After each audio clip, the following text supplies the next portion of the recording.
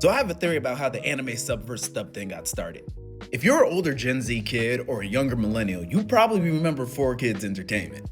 For the younger ones in the audience, 4Kids essentially did all the English dubbing for all the anime that came to the US in the late 90s, early 2000s. They were responsible for the first English dub of One Piece, Pokemon, and Yu-Gi-Oh!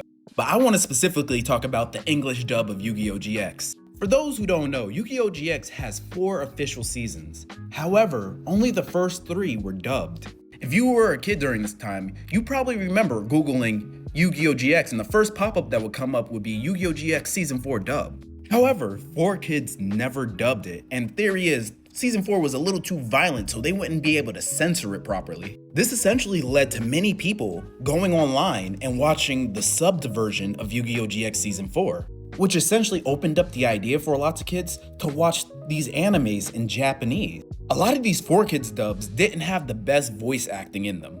So when kids saw the Japanese versions, the voice acting was incredible, so much better than it was in English. So this caused a lot of kids from this generation to think that the Japanese voice acting will always be better than the English voice acting. And you see this a lot with people mixing up the 4Kids dub of One Piece with the Funimation dub of One Piece. However, today's standard for English dub anime is a lot higher than it was back then. So there are plenty of animes today that have phenomenal English dubs. A lot that are even on par with the Japanese dubs. However, a lot of people are still stuck in the 4Kids era. So, do y'all think Season 4 of Yu-Gi-Oh! GX started this debate?